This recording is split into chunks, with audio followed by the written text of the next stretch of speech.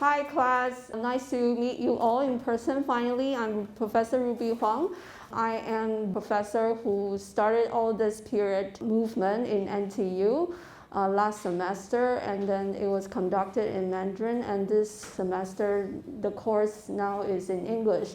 I have to say that I am very encouraged by all of you that you are actually making the efforts to not only to join the period education, but also to kind of like walk out of your comfort zone to join this English module. So you should be very proud of yourself. And I have to emphasize, I think you probably have read my notice to you on NTU Cool that the motto of this period course is on inclusiveness, and we embrace diversity. So I would really hope that, if you want to walk out from the period course at the end of the semester, just be, if there's one thing that you have to learn, is that be open-minded, because this is all we want to emphasize. Be inclusive, open-minded, listen to others, and try to learn to be empathetic, to have empathy in your daily life, all right? So without further ado, let's start with today's lecture. So today we're going to talk about menstrual disorders and impacts. And before we start, we have to do a recap. What is menstruation? 今天的每日一字要为各位介绍的字是月经、月、月、月、四声月、经、经、经、一声经、月经。Okay. This is probably the only Chinese word you will get from me for this class. For those international students, if there's one Chinese phrase, Mandarin phrase you're going to learn from this class, is this, 月经, is period. All right, but just please don't go out and then say hi and say 月经 to anyone, okay? But if you want to do it, then it's fine, okay? You probably would wonder why I chose to do it, because I hope that everyone in this class, we would start to address period by its name, its real name. Okay, in Chinese it's 月经. In English it's period or menstruation. All right. So this is a recap of the menstrual cycle that we have been, focusing on for the past 2 weeks. So the menstrual cycle consists of 3 parts. The first part is follicular phase, lasts about 14 days if your cycle is 28 days. And then during the follicular phase, this is a phase that in the ovary, the follicles will start to grow so that it will grow up to, upon ovulation, the oocyte will mature. So what causes the follicles to grow? So you will have hormones to drive it. So during this period, you will have estrogen, the female hormone, and then you will have the FSH, which is follicular stimulating hormone, to stimulate the follicle to grow. And then you will also have the change of body temperature towards your ovulation, which is the P. So this is follicular phase followed by ovulation, approximately at 14 days if your cycle is 28 days. And then what triggers ovulation? Another hormone is called luteinizing hormone, LH. Okay, so this triggers ovulation, and then so lasts about like day 14, 15.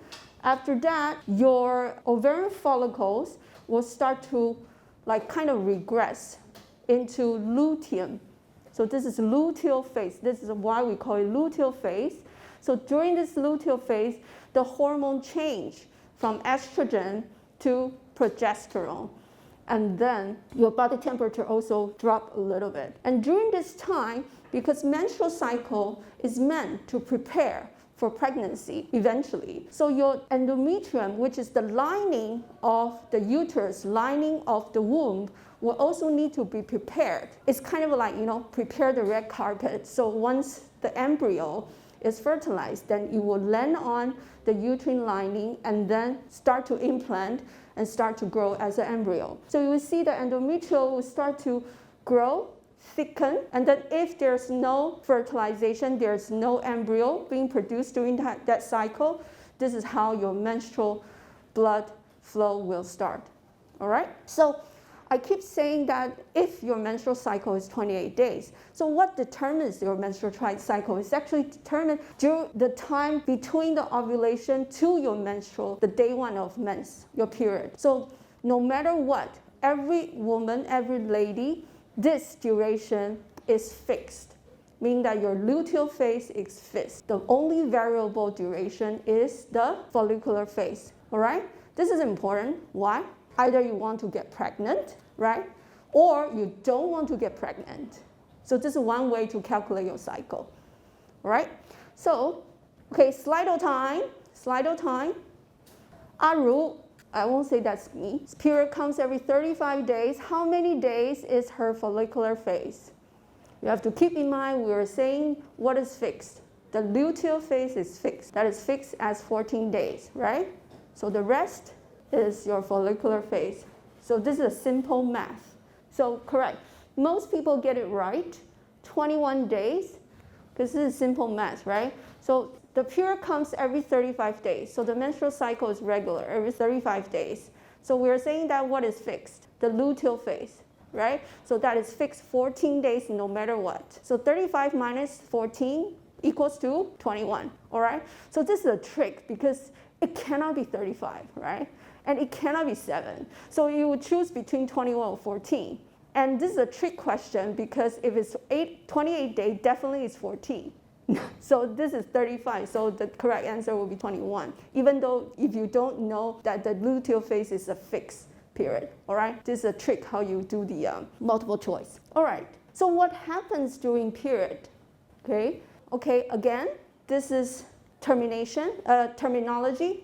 So we have to emphasize on how you address period properly. So meno is a Greek word. It means month. So it's usually at the prefix of the Latin word, okay, or the Greek word. So it's a compound word. So if you have meno, it's every month. So the most common term you will hear is menopause. Pause meaning stop. So so your menstrual cycle stops, meaning that it's an aging process. So it's menopause, 更年期. All right, so menopause. So this is the rhea. So this is the meaning of flow, discharge. Okay, so also used for a compound word. Okay, so in medical term, we have this gonorrhea. Gonorrhea is 淋病, is a sexually transmitted disease. Okay, gono is the genitalias. Or another term you might know is diarrhea, is 老塞, right? Okay, so rhea meaning flow. Okay, so when you combine meno and rhea, menorrhea. So this is menstrual flow. Okay, so look at this. This is a noun. This is physiology, meaning that it is not having disease. This is normal, so menstrual flow.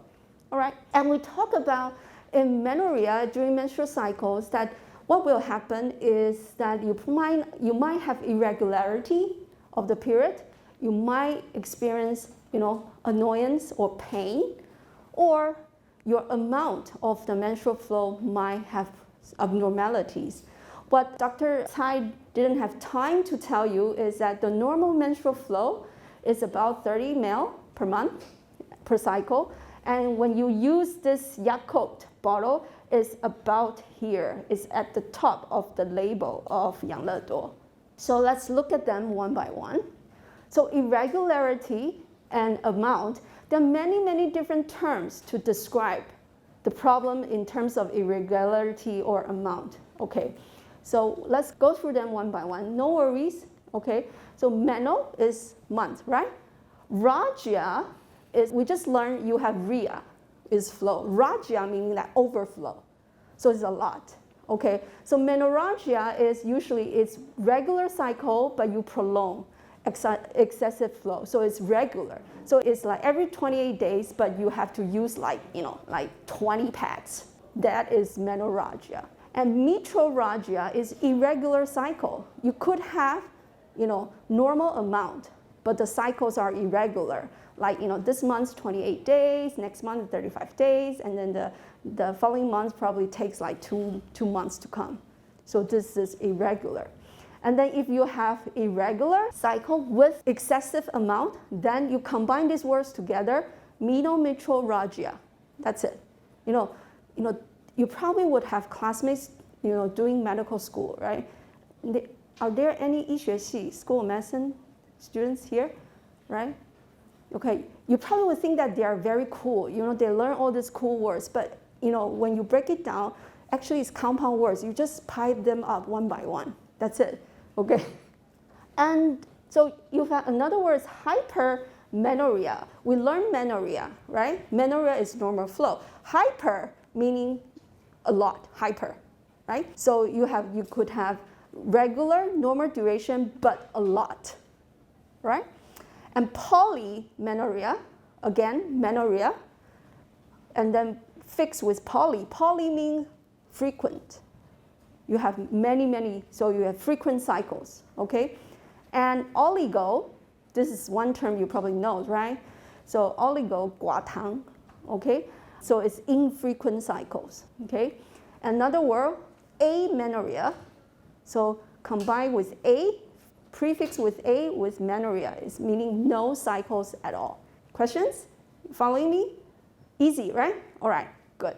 So there are different ways to make differential diagnosis for this irregularity or amount problems for periods. For example, if you have increase or decrease of amount, it could happen when with your, if it's a decrease of the amount, the uterus, the lining of the uterus. I think Teacher Wendy's taught you that, last week there might be some adhesion. So your lining of the uterus, they cannot grow according to the menstrual cycles.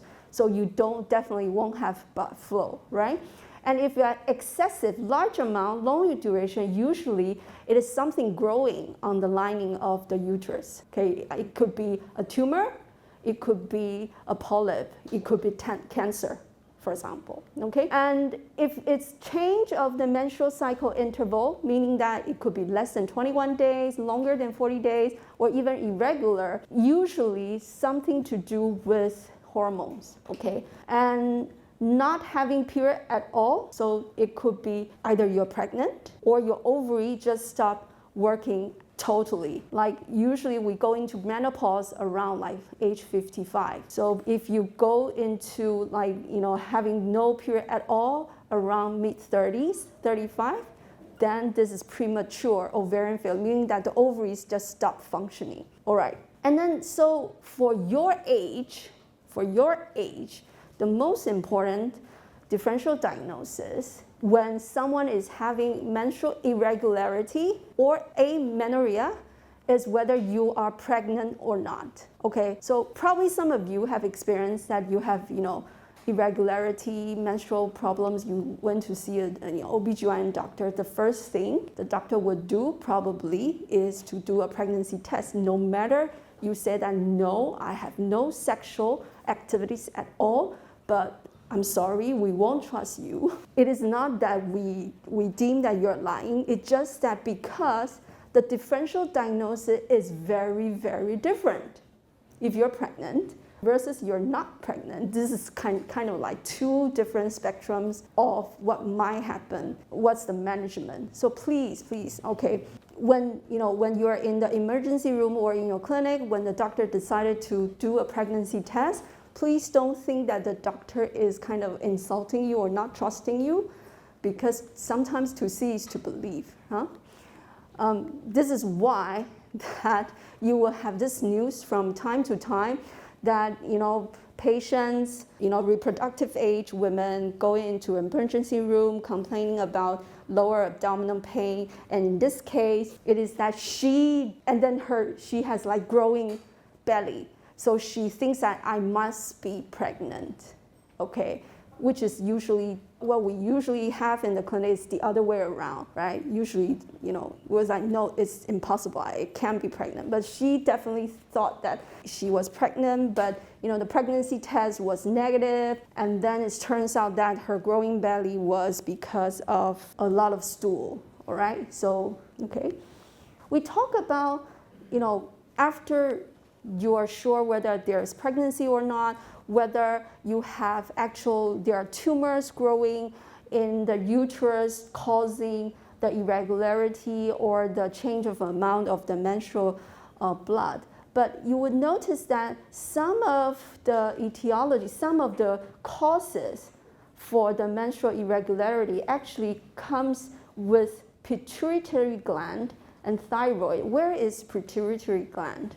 Pituitary gland is in your brain. It's inside your brain.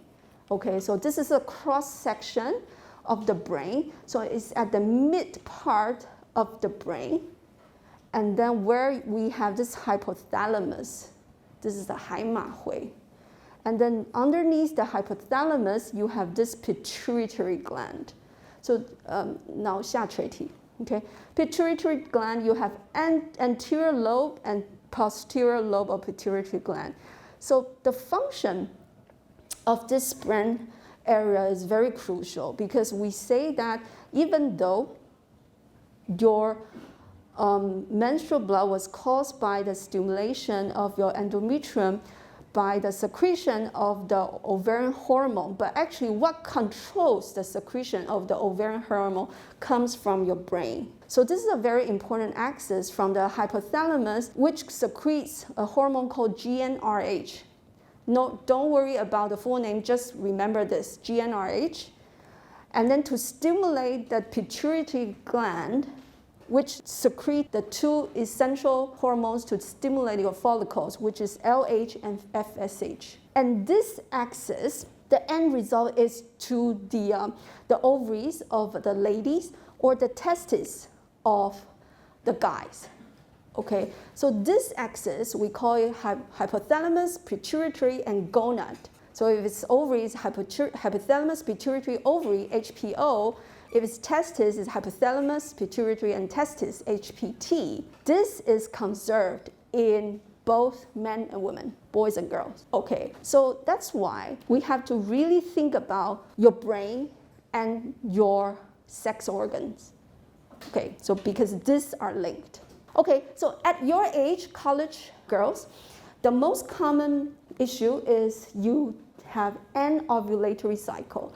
What is anovulatory? Meaning that your ovary, the follicles, they don't grow, they don't ovulate.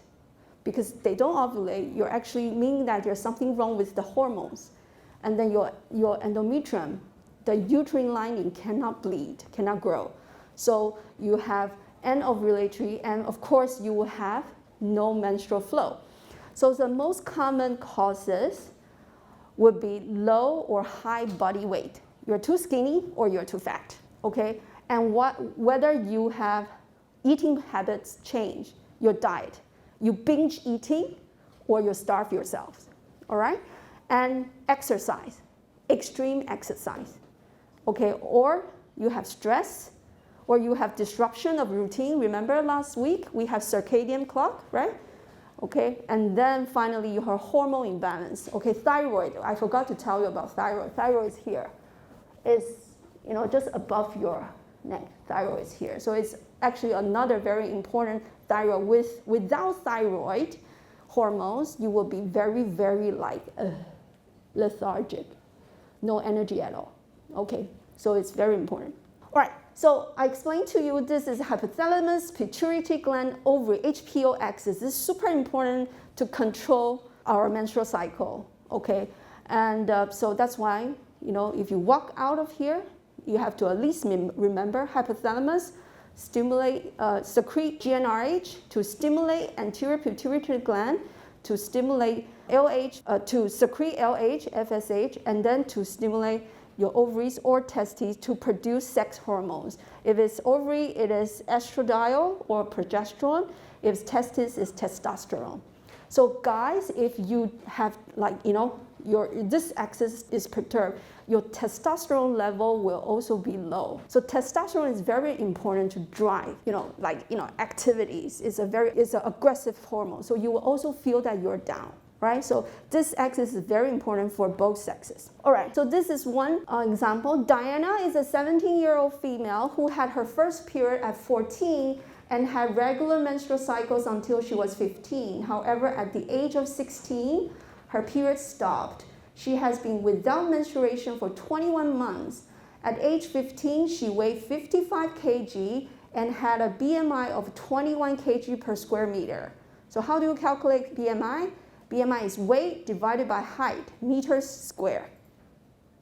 Okay, so it's weight in kg divided by height in meters and then divided by height in meters again, right? All right. She has been dissatisfied with her weight and has a tense relationship with her family. She lost 23 kg. She currently weighs 32 kg. Her body is covered with lalungo. This is lalungo, 胎毛.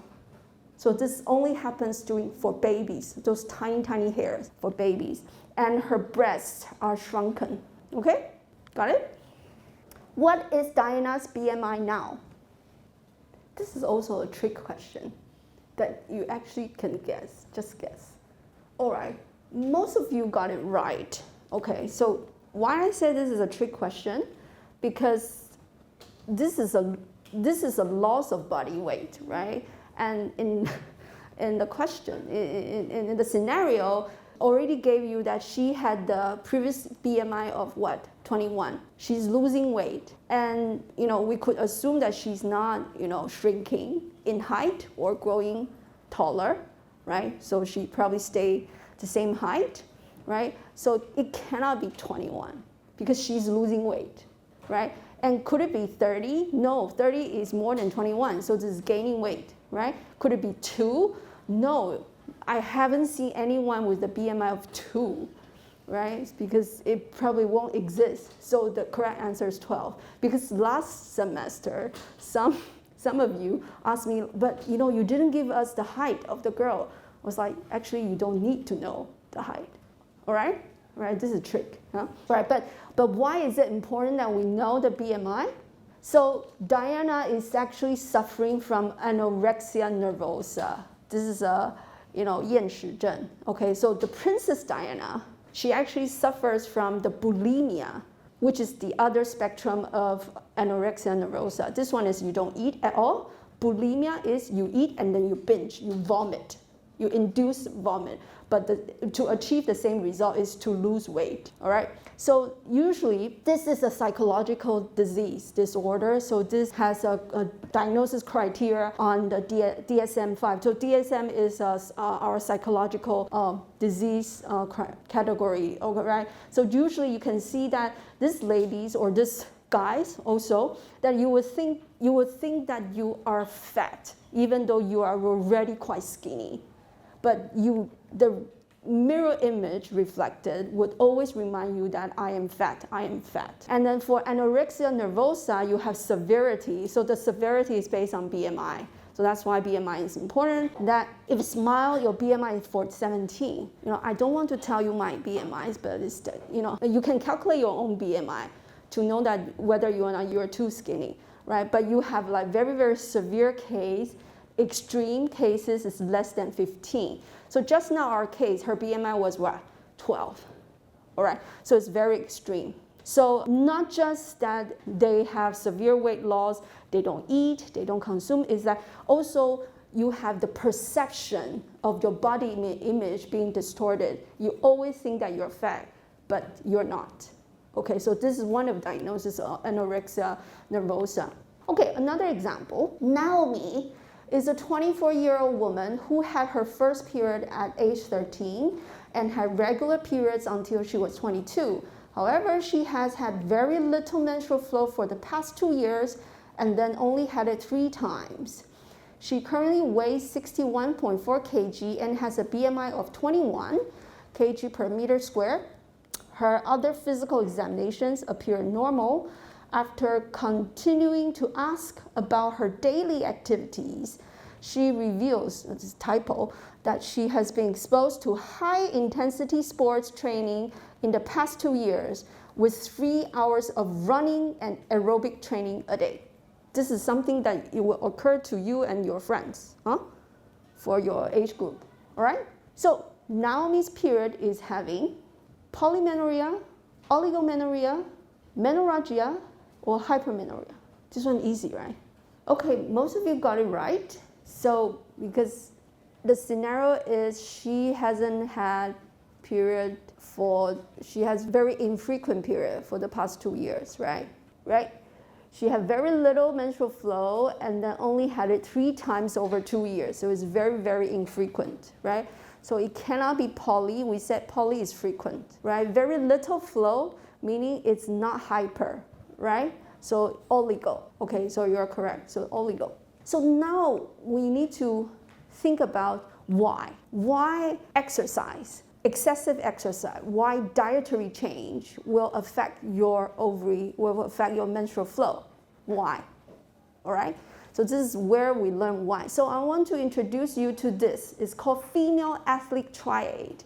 Even though it's called female athlete triad, the truth is now it's athlete triads because not only female, male athletes will also have some of these problems. It's just that not at the menstrual abnormalities, of course, but other abnormality. But we use female as an example.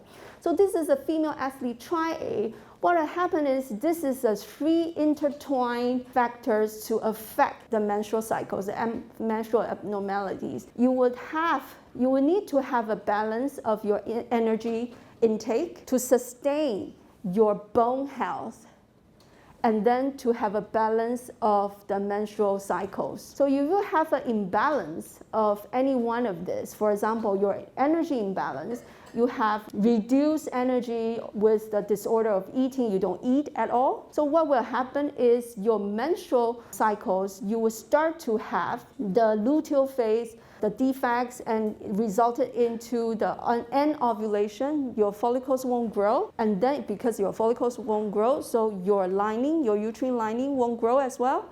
So oligomenorrhea, and then eventually you will have amenorrhea. You don't have any menses at all. And what happens to bone? Because our bone is very, the female hormone, the estrogen is very important for our bone health for ladies.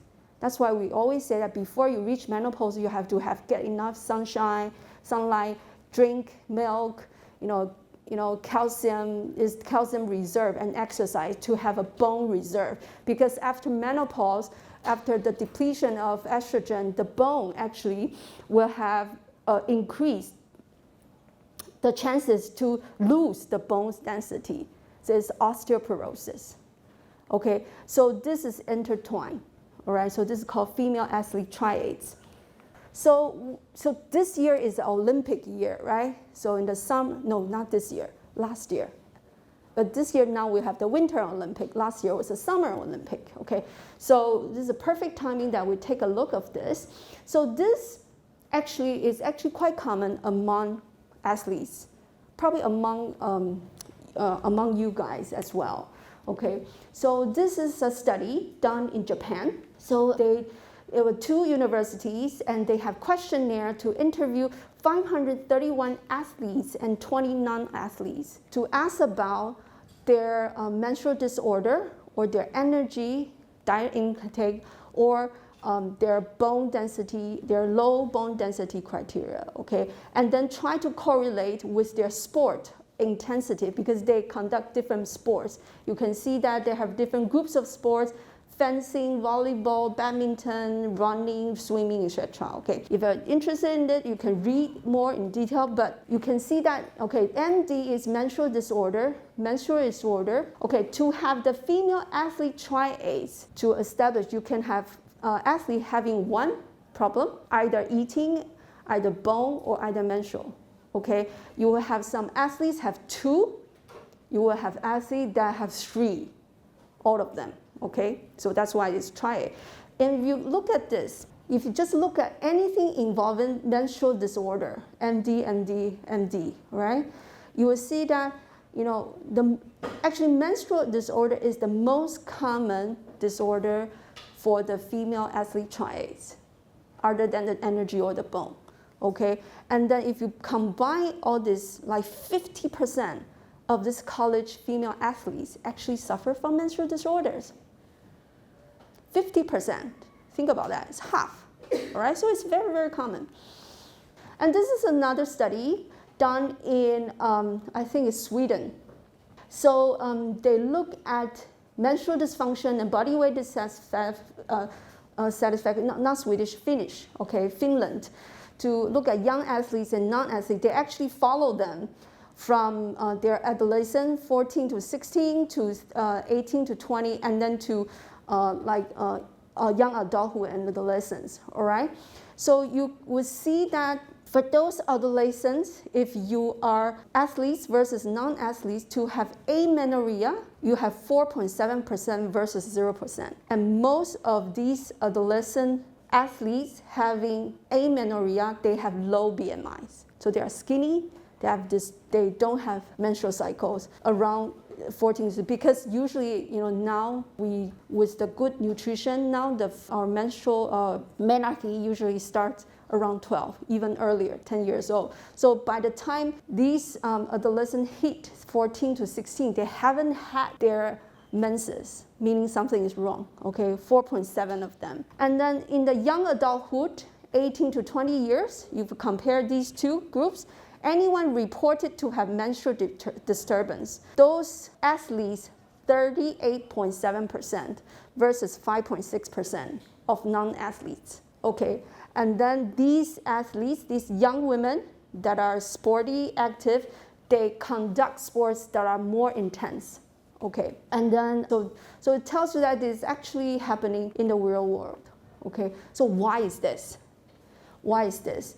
We talk about this hypothalamus pituitary gland and to your ovary or to your testes, but what is interesting is this axis not only works for your ovary, but also works in another organ. It's called your adrenal gland. What is adrenal gland? 肾上腺 is a tiny gland above your kidneys. So we have two kidneys, one left, one right. So above the kidney. So the function of the kidney is to produce urine, right? Okay, to expel your toxin. And then so above the kidney, you have this two tiny thing is called adrenal gland.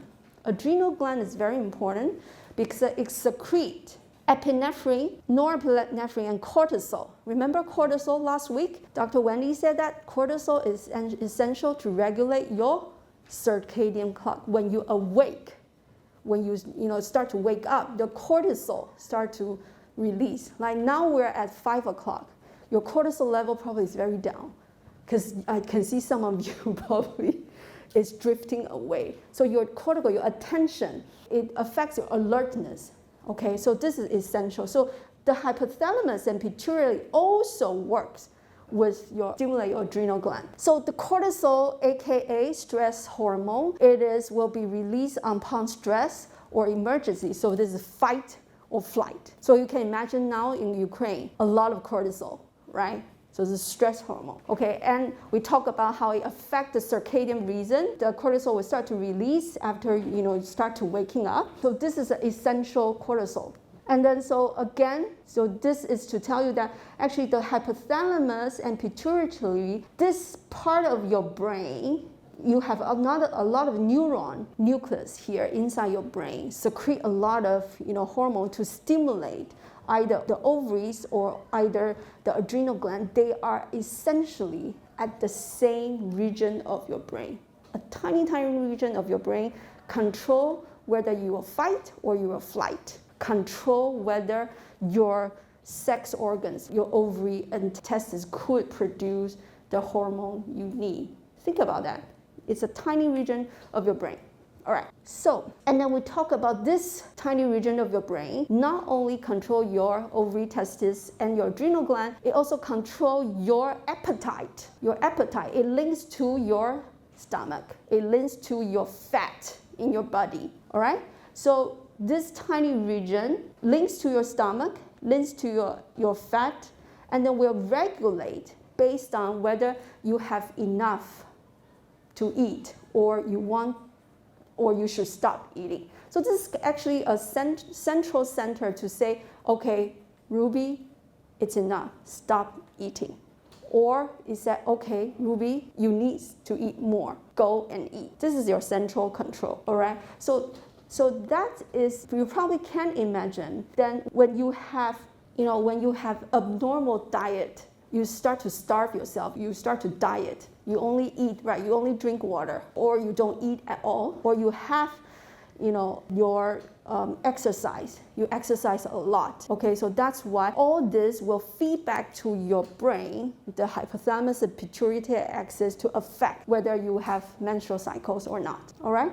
So I won't go into the detail. You can, if you're interested, you can read about it. So this is the female athlete triad. Who is affected? We say that anyone could be affected, not just female athletes, male athletes as well. Anyone doing gymnastics, ballet, diving, figure skating, aerobic, and running, marathon runners, okay? And some other sports like that are associated with weight levels, right? You have sports associated with weight levels like wrestling, martial arts, right? So these are anything that the athletes need to maintain their body figure. They would be at risk of this. So there are screening questions that whether you will have risk, okay? So if you have friends that are into sports, you actually can, ask them about this using this questionnaire, okay? Pretty straightforward, okay? Have you ever had a menstrual period? How old were you have menstrual period? And then so on and so forth, all right? So this is one example. This is last year, the Tokyo Olympic, Summer Olympic, Chen Hongchan, okay? She was 14, I think, right? At age 7, she started training in diving, and in 2020 Summer Olympic in Tokyo, she was the youngest athlete in the Chinese delegation. And then she won the gold medal in the individual 10-meter platform event. You can watch her dive. It was like a textbook diving. Like I think she got all 3 10, 10, 10 score for the perfect diving, 10-meter diving. So another established diver, Gao Ming, also from China, she wrote on her Weibo. She said that apparently she's the diving queen of China. She looked at the success of 14-year-old Chen Hongchan, and then she said, you can read this simplified Chinese, but the English translation is, she is still very young and hasn't developed yet. She's about to grow her body, height, and weight. At this stage, it is particularly difficult for female athletes. In the process of the growth and development phase and the alteration of technical power, it is like walking a tightrope to the little girl. All right? So you probably could understand why, like just from very simple, we didn't go into all the medical physiological detail of how this hormone is regulated with each other, but you could understand why, because at her age, she hasn't hit her puberty yet. Her puberty probably is delayed, right? At 14, I can tell she probably hasn't entered her puberty. And once the clock starts, the hormone clock starts, for female, you will start to build up fat, okay? Your breast will grow, build on fat, and your bone will grow. So will she still be able to maintain the technical level of the diving sport, all right? Okay, this is the color of period, menstruation. So let's take a break for 10 minutes. Okay, welcome back. So this is the second leg of today's lecture. This color is period red. This is actually a color created to celebrate menstruation, to celebrate the period. Okay, so this is actual official Pantone color code. All right, you're welcome to use this color when you want to talk about period. All right, so we touch on irregularity and issues of amount. So let's touch about annoyance and pain, all right? So again, menstrual cycle, 3 parts: follicular phase, ovulation, luteal phase, and during different phases, you have the fluctuation of the hormones. For the follicular phase, you have high estradiol, high estrogen. For the luteal phase, you have high progesterone, and then for the follicular phase, you have the follicular stimulating hormone, FSH, and it will peak during the ovulation, and at the ovulation, it is the luteinizing hormone, LH, secretion to actually, eject oocyte for ovulation. All right, so with this, people will experience discomfort, or we talk about, you will have the premenstrual syndrome when the period is about to come. And then so people wonder, would this imbalance or the change of hand of estrogen and progesterone be the reason of why some ladies will have premenstrual syndrome, some don't? The answer is actually no, okay? If you test the hormone level of estrogen or progesterone between ladies having PMS versus not having PMS, or ladies having dysmenorrhea, like painful menstruation versus no, you will notice that actually the hormone levels are pretty much the same. So it is not because some have high estrogen or high progesterone, or some have low estrogen or some have low progesterone. It's actually how your brain sense the change of the hormone produced by your ovary. You see, it is not whether you have the absolute amount of the hormone that determine whether you have some symptoms, pain or what. It is actually whether your brain can sense the change of the hormone. This is all about your brain. All right. So sorry about that. So we talk about premenstrual syndromes, PMS. So PMS, actually, it occurs during luteal phase. It only occurs during luteal phase. So 48% of ladies will have premenstrual symptom. So it's 50%. Okay, so it's half and half. And usually it disappears after a few days into menstruation.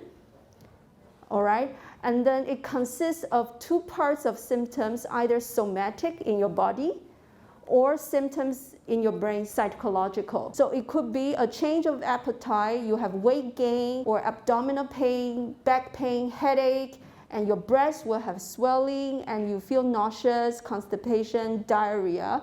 And psychological, you probably would experience anxiety, irritability, anger, fatigue, restlessness, mood swing, crying. So one way of checking is that, try to watch a movie, try to test. Watch a movie during your follicular phase or luteal phase. See whether your crying point will be different. The threshold of crying will be different. Okay, I encourage you, ladies, to do that, because sometimes you will find that when you start to integrate your menstrual cycle in your daily activity, you will be surprised that how much the hormone fluctuation, how much your brain perception is affecting you personally. So I encourage you to try. So maybe like recently there's a very 时代革命, right? Yeah, maybe you can try, but it's a teary movie anyway.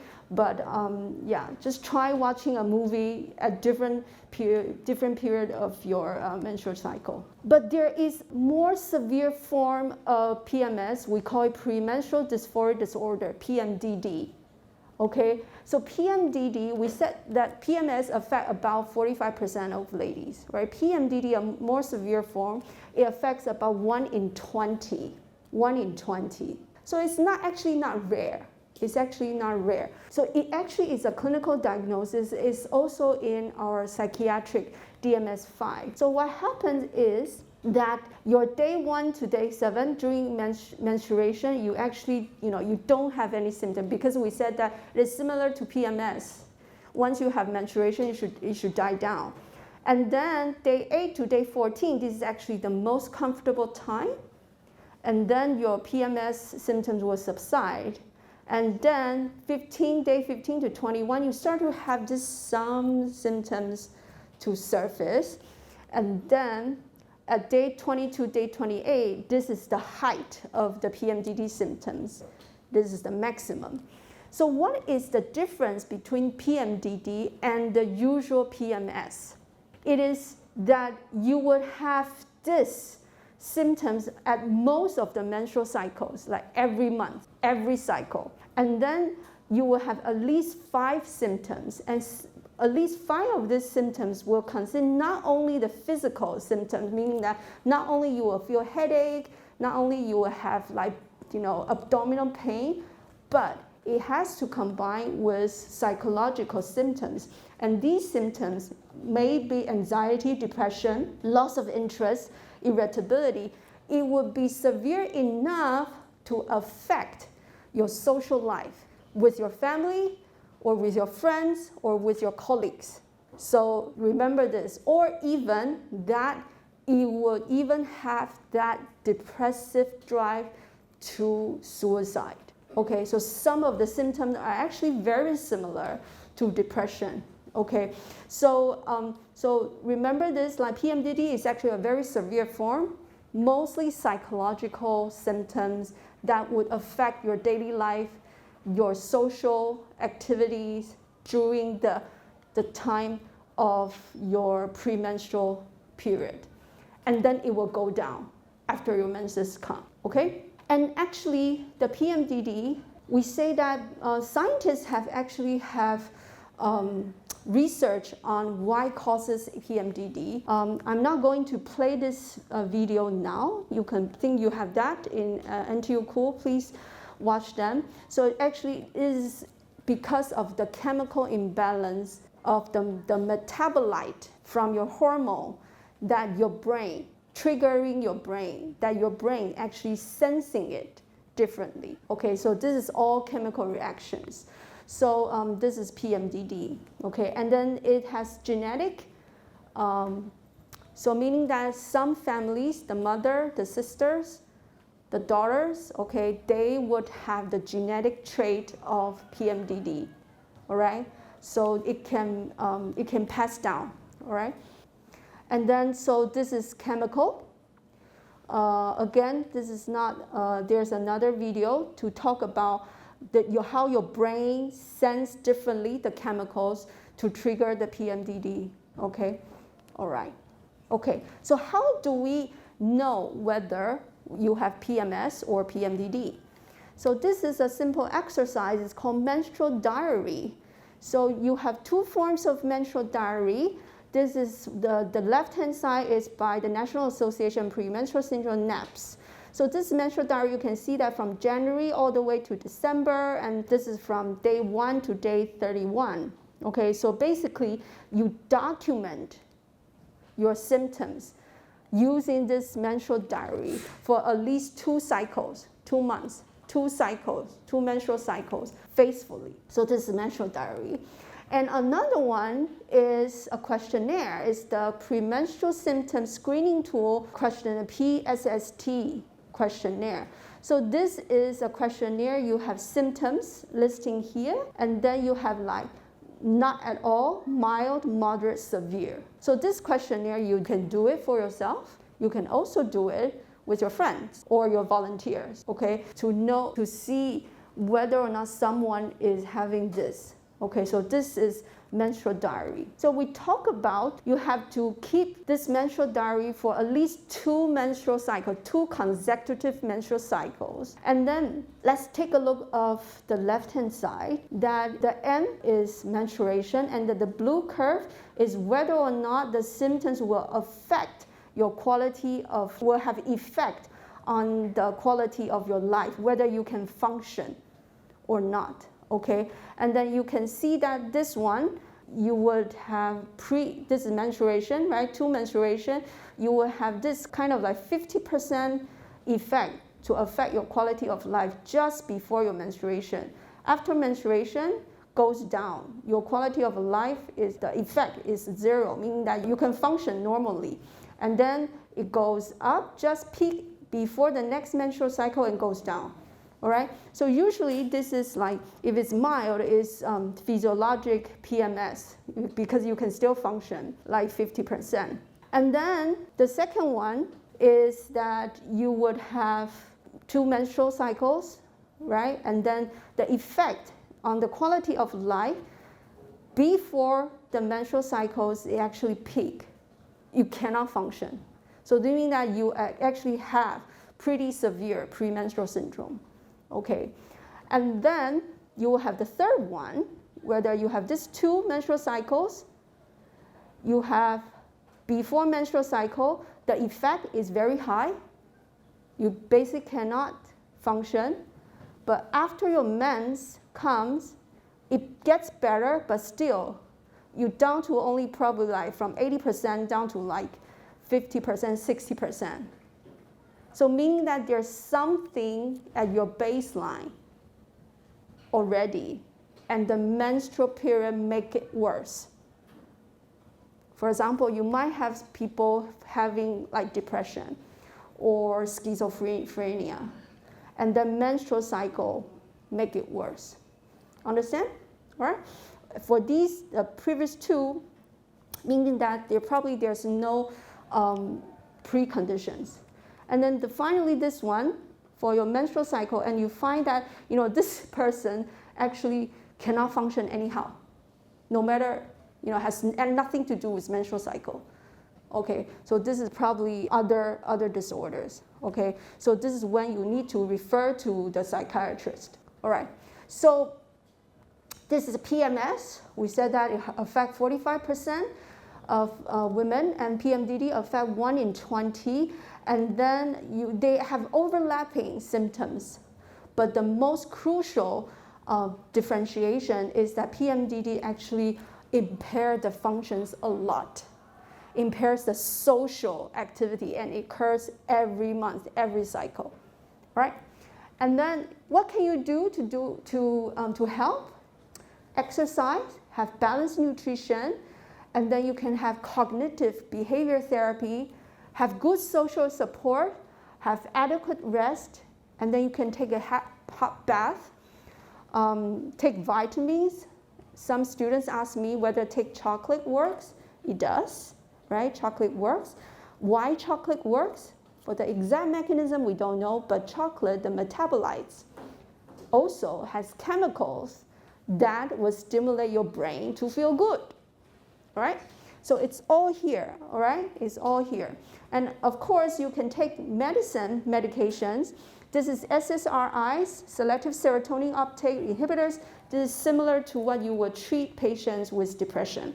So we talk a lot about the brain, hypothalamus pituitary to your ovary.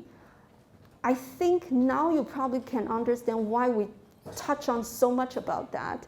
Because when you think about menstruation, you will think about it's bleeding. It's from your womb, it's from your uterus. And why it will bleed is because of your hormone from the ovaries. But now, governing all this actually is at the higher level is the brain. It's actually the brain. Think about that. If you look at period, look at menstruation, not just from a reproductive sex organ point of view, but start to look at menstruation from the mental point of view. It gives you a different perspective altogether. It explains a lot of things, okay? It also explains why we have some stigma on period issues, probably, all right? So period-related diseases, this is more severe. I hope some of you won't experience this. So pain, again, we have menorrhea, right? Normal menstrual flow. So if you experience pain during menstrual period, it's called dysmenorrhea. D-Y-S. So this is also a prefix meaning bad, ill. Dysmenorrhea, so meaning painful menstruation. All right, dysmenorrhea. So, dysmenorrhea usually is low abdominal pain during the period, and then you will have some accompany a headache, fatigue, all this, all right? And can we play this? Work hard for that. Oh, man. You start on Oh, God. Oh, my God. Oh, Jesus Christ. What, that was 10%? Yeah. Is this what cramps are like? Is it 10%? How many times do you get that? Every month. Do you know it's coming? No, not really. I feel vulnerable now. I want to hold my body.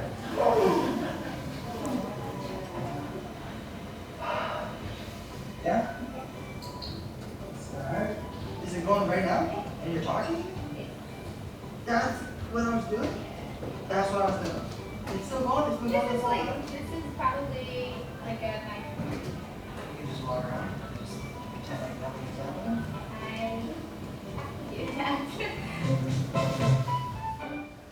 Okay, so the first step of empathy starts from simulation. So guys, boys, gentlemen in this class, if you really want to know how to experience dysmenorrhea, how to experience menstruation, you can have this period cramp simulators. Actually, we are thinking of whether we would have one in the class. If we do, we will let you know to do the exact same experiment as they did. You can search on YouTube. There are a lot of clips testing this, and it is quite fun to watch. All right. Okay, so for dysmenorrhea, painful menstruation, we have primary, meaning that, usually, you would have some painful menstruation whatsoever, because when you want to expel the menstrual blood, the uterus will actually contract. The contraction is triggered by another chemical. It's called prostaglandin, and usually occurs within 48 hours. For the first 2 days, it will subside. So usually when you take painkillers, Panadol or aspirin, or an NSAID, it would help. Okay, and secondary, meaning that you would probably have diseases associated with the pain. So sometimes the painkiller will help, sometimes it won't, all right? And then the most severe form of dysmenorrhea is related to the disease, meaning endometriosis. Endometriosis is usually when we have menstrual blood, the menstrual blood flow goes out, goes down to the vagina, goes out to the pad, right? But this endometriosis, some menstrual blood will reflux back to the fallopian tube, back to the ovary, even back to the pelvis of the female. And then, I don't know whether you still remember for the first week, the menstrual blood is not just blood. You have the shedding of the cells from the lining of the uterus. They are live cells, okay? And then if some of these live cells dodge onto the ovary or, into the other places, these live cells, can still grow. And remember, they can still be stimulated by the hormones because your hormones are still there. So every time, every cycle, the cells will grow and then bleed, grow, bleed, grow, bleed. It's just that it's not bleeding in the uterus, it's bleeding outside of the uterus. So if it's on the ovary, usually we call it chocolate cyst. Why? Because when you open it up, it's kind of like you eat your lava cake, your 火山巧克力, your lava chocolate cake, that when you open it up, you have this chocolate mousse coming out. Okay, it's essentially like that, all right? And if it's inside your uterus, inside the muscle, we call it adenomyosis, 子宫腺肌症, adenomyosis, and then usually it's very painful. You can imagine every month, every cycle, this endometrial implants will go over the cycle, and then the blood just cannot come out. It will accumulate inside. So it's very painful, okay? So, all right. So it's actually quite common, okay? For patients with endometriosis, 40 to 60% of women will have severe cramps. Usually these cramps, painkillers won't help. It will help to a certain degree, but not helpful. So 70% will have pelvic pain, and then it will cause infertility, meaning you cannot have baby naturally, because it will cause a lot of adhesion in your pelvis. And then up to 15% of childbearing age women will have endometriosis worldwide. So it's actually quite common.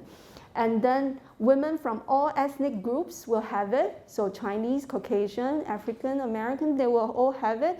And there are increased risk of family risk if you have female family members having endometriosis, all right?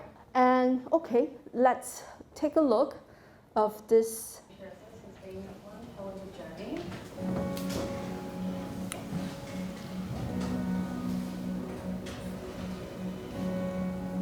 Endometriosis is where tissue that's similar to the lining of your uterus actually starts to grow outside of it instead. You can get cysts or you can get little patches, and these little patches stick everything together. We're all having this little party with big spider web in there with my uterus, my bowel, and my ovaries.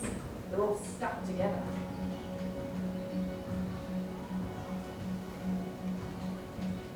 each girl, a lot of the time, the symptoms can be different.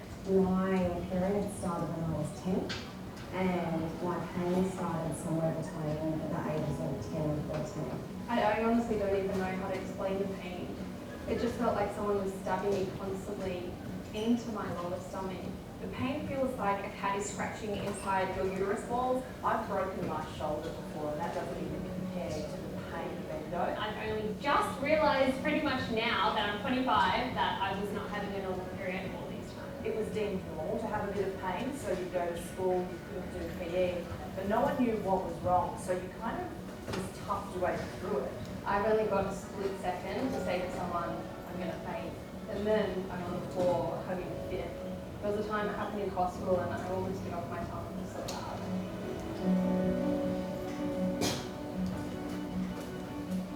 There's a lot of people who say to me, the pain's all in your head, or oh, just take a Panadol, you can get over it, you'll be fine. But a Panadol does not do shit. I've had boyfriends that just didn't understand, so it was all in my head, and that you're really not in that much pain, you're just being dramatic, and that killed me. I even had a very close family member say to me that if I stopped focusing on the pain, it made me go away. I actually lost my job due to going through these kind of symptoms and pain, and the reason being was who was going to do my job when I was sick.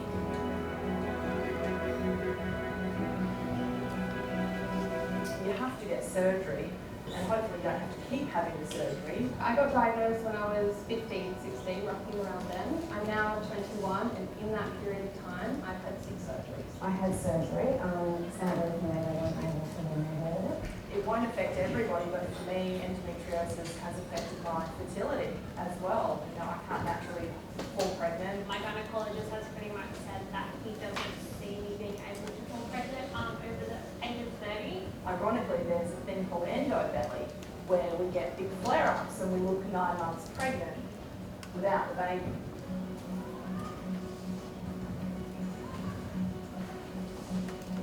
The worst part of living with endometriosis, apart from all of the pain and bloating, would definitely have to be constantly having to explain to people what the disease is, simply because no one really knows what it is. I had no idea what endometriosis was. I didn't even hear the word until early last year. The diagnosis itself was a cancer. I never felt such a relief that I could finally say, now I know what's wrong, and I can actually tell people that I'm not endometriosis. It blows my mind that endometriosis isn't made that aware in today's society. For people out there, I just feel like they need to understand that you need to be kind, supportive, and just try and understand. Endometriosis has no cure. It's there for life. So you need to learn to live with it. You need to find your support networks. And you just need to hold faith that we will get enough funding, that we can find a cure. We need research into this condition. And if we keep this awareness up, if we keep talking about it, if we get that funding, the young girls growing up now will hopefully have that cure. Okay, endometriosis, the only cure for endometriosis is menopause. When you stop, the men stops to come, this is where endometriosis will be cured because, like I explained, right? The live endometrium cells will stop going through the bleeding cycles. So I think from this video, you can see that the patients having endometriosis, when they live with it, the most painful part is people just don't understand. Because, okay, you will have pain during menstrual cycle, so what? Everybody does that, right? But in fact, it is not. So, it is very difficult for people to develop empathy for that. Okay, is your period coming? Is your period coming? Not now. I know when your period will come. So if someone said this to you, how would you react? If you said this to someone, what were you thinking? Is your period coming? In Chinese is 你月经要来了吗? Try to write it down in English if you can, but you can also write it down in Chinese. It's all right. Not your business. Not your business in Chinese, 干你屁事, right? You are emotional. Probably this is like when you ask people that is your period coming, right? That you think that she is emotional. Embarrassing, yes. Okay, none of your business. Speechless. What is this? Huh? Go P4. What's that? Gosh, I have generation gap. Are you passive aggressively telling me I'm emotional? Are you feeling well? Yes, so what? Okay, good. 三小, okay. I'm a man. Huh? None of your books. Okay. Want to have sex. Okay. Good luck. It's usually in a joking way between friends. Okay. When we and my friends are going to have ice cream. Oh, so you would like, so when you are trying to have ice cream, you will ask, is your period coming? If she is having her period, then you will not go to ice cream? Is that what you're saying? Oh, okay, okay. Okay, that's thoughtful. All right. Okay, someone needs to explain to me later. Okay. 要注意身体. Okay. This would leave me alone, right? This one, I don't get it. I really don't get it. Okay, someone has to explain to me later. All right. Okay, so good. So your first reaction is none of your business. And then, when you are saying this to someone else, you probably sense that, okay, she's being emotional. She's not herself, not her usual self, right? Right? It could be positive, caring, right? If you are very close to that person, it could be like, if I say this to my TAs, they probably think that I'm complaining about their performance. So it really depends on the context, the scenario, and your interrelationship on that when you hear about it. But I'm very happy to see that, because when I first did it, a lot of negativity concerning this sentence, is your period coming? But I can see that there is a trend, that there are positivity perspective from that. For example, the ice cream is something that is new to me today, that actually is a caring act among friends, right? That you want to go for ice cream and you say, oh, who is having your period? Is your period coming? So is that then we might not go for ice cream, we might go for 台一汤圆, for example, right? Okay, so you have this PMS detector. We all want to have this PMS detector. So, when you say that, how are you feeling today, honey, is whether you want to really be gently, be kind, be caring, or you just want to know that you don't want to step into that landmine zone of that. Okay, my husband does that every day to test where I am on my period, on my menstrual cycle. So it's to know whether he should stay away, or he should call 911, or he should just leave me alone, right? But is your menstrual period coming a really bad thing all the time? Not really, okay? So it has a lot to do with, we talk about athletes a lot today. So this is one of the reasons, because actually in professional sport, is your period coming is actually very important to plan the training schedule, to plan the diet requirement for the female athletes.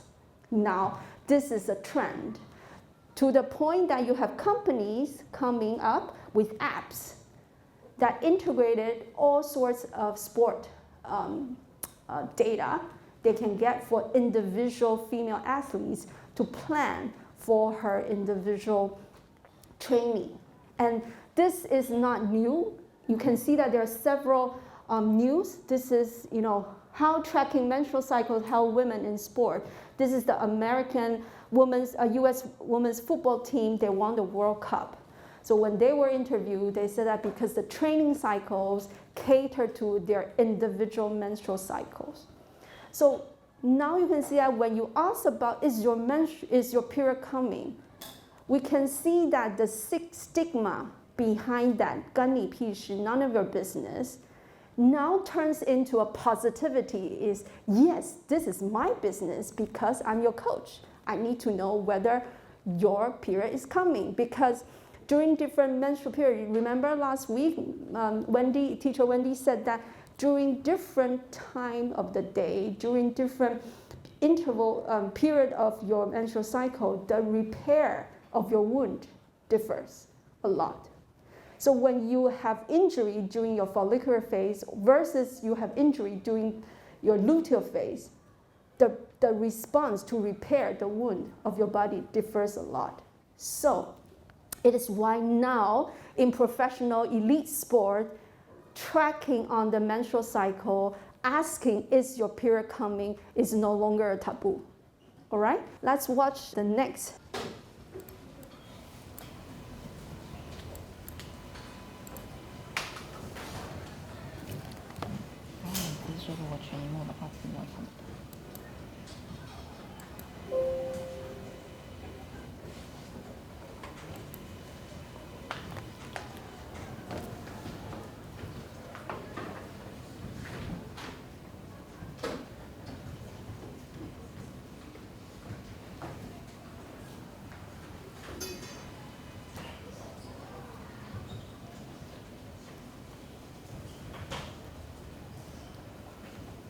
In general society, we are uncomfortable talking about things like periods and menstrual cycle symptoms and food. And so it's no wonder that when you walk into the sporting environment, that this discomfort in talking about these issues carries on. But we know how important female-specific factors are when we are trying to understand a female athlete's training, her health, and her ability to perform optimally. So we have to open up the conversation to talk about these things, to make it comfortable and important when we're unpicking a female athlete's health, well-being and performance. And that's why we developed the Smart Her campaign. We want to be smarter about how we support our female athletes. And we're doing so by doing more research in the area of the female athlete and connecting more strongly with expert researchers in this field. We're providing learning opportunities for the athletes and their support teams to improve their understanding of things like the menstrual cycle and how that can affect training and performance, how we can optimise breast support during sport, and how we can create environments in which female athletes can really thrive. We hope that by doing all of these things, we can really open up the conversation between athletes and their support teams so they feel more comfortable talking about all of these things, which we know will improve the health, happiness and performance of our female athletes. It feels like science and medicine has let females down, has let female athletes down in particular,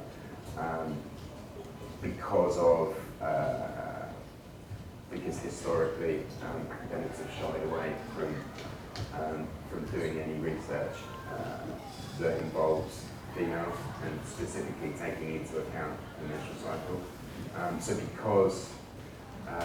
because female research is difficult, people don't do it. Because people don't do it, we don't know as much as we should know. And so at some point, someone needs to say, yeah, it's going to be really difficult, but we're going to do it anyway, because it's a really worthwhile and necessary thing for us to be doing. So over the last few months, we've been delivering workshops for coaches and performance support teams to allow them to further their understanding of some of the fundamentals of the female athlete. So things like the menstrual cycle and how that can affect performance, how the fluctuating hormones can influence different things in their athletes like coordination, muscle performance or injury risk, and how taking hormonal contraception can influence a number of factors. We're taking those workshops now out to athletes. We think it's really important to allow the athletes to not only have access to that learning, but also to have a space where they can talk about their own experiences as athletes in a group with each other. We hope after these workshops that athletes, coaches, and support teams will go back into their sports and have really impactful conversations that will further improve female athlete health and performance. There is a short-term goal, and that's to hopefully win more medals in Tokyo. But there's a long-term goal, which is yeah, that'd be great to develop it in elite sport, but there's more of a kind of societal aspiration about improving opportunities and improving pathways and improving visibility. You can try and research, and you can try and apply the insights that you gain from doing the research, but it actually starts by people being willing to talk about it. Okay, so athletes have to feel comfortable and willing to talk about menstrual cycles and periods and some of the issues that they might be having. And equally, coaches have to be comfortable sometimes asking those questions, but more importantly, hearing it and listening to the athletes when they do start talking. My advice to athletes, to coaches and to practitioners is to really work on creating a safe and comfortable space to start talking about anything and everything that is important in the pursuit of female athlete health and performance. And that will include things like menstrual cycle, like breast health, like pelvic floor health, like increased injury risk because of the hormonal fluctuations in the menstrual cycle, like the different communication styles or motivation techniques you need to use with female athletes. I would encourage athletes, coaches and practitioners to be comfortable talking about these sorts of things, as they are an integral part of the jigsaw of support that we need to put around an athlete in order for her to pursue world-class performance. Okay, this is the Smart Her campaign from UK. They did it to prepare for their Olympic. All right. What is the concept which has been emphasized repeatedly in this Smart Her campaign? What is the repeating message?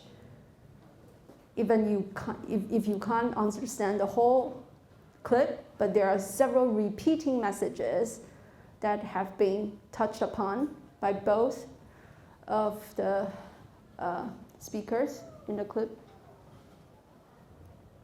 Listen, raising awareness. Be comfortable to talk about it. Good. Listening and understanding.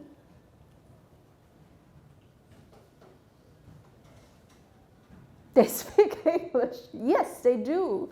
And with British accent. You guys are very amazing. You know what? Like, we have Australian English accent, the endometriosis, and this is the British accent. So, you know, don't underestimate yourself. A safe zone. Create a comfortable environment to talk about it. Yes, to talk about period. Listen. Talk about it. Empathy. Understand. Communications. Listening. Okay. Don't hide it. Athletes. Yes, athletes. Okay. So, all right. So, actually, not just to listen. If people don't want to talk about it, you have nothing to heard about, right? So the first thing is the female athletes will and are willing to talk about it, and then in a safe environment, in a comfortable environment, because you are going to talk about something very private, something very personal, and then you are going to talk about it at a professional condition. Think about it. Like, you know, if some of you would probably to talk to me about period, it is natural because I teach period, right? But if you go to your department, to go to your chair of department, your 系主任, and say, can I talk to you about my period? You know, it's very, very scary because usually you don't do that in professional settings. So think about it. Among your friends, yes, you talk about period, you listen to them, but think about it during professional. And these are professional athletes and they need to be open and willing to talk about it. Okay, so it's all about how you empower female to face menstrual period issues positively. It's all about empowerment, okay? So the empowerment of this class is you are highly encouraged to conduct the menstrual diary exercise. For those have menstrual cycles, the ladies, you can document at least 2 complete menstrual cycles during using this diary for yourself. Or you can ask your friend for the guys. Or you can use this PSST form to interview volunteers for their menstrual symptoms. We will print out this form from next week onward. You can get it from the TA, and then these are highly encouraged to be your bonus point for the final grading, all right? Empower. Know your cycles, know your friend's cycle, know your family member's cycle. Go home and talk to your mom. Even go talk to your ama about their period, even though they don't have period now. But talk about period, right? Why do we need to do that? This is a pledge related to PMDD, because to raise awareness of any disease, you have to speak about it. You have to willing to learn about it. You have to listen to people suffering from it, and then you will come to have support, all right? So for period, this is what I want you guys to achieve for this semester. For period, I am willing to speak about it, talk about it, learn about it. You've now sit through the class for 3 weeks. Congratulations. You stay with us. You stay with the tough part. The tough part has passed, and the fun part will come. All right, so you should be very proud of yourself and listen. Listen to yourself. Listen to your body if you have period. Listen to your friends. Listen to people around you. And most importantly, come up with support, all right? Because at the end of the day, women complain about PMS, but I think of it as the only time of the month I can be myself. So if we can twist the myth about period from something negative to something positive, then I think we're halfway there. Thank you very much. See you next week.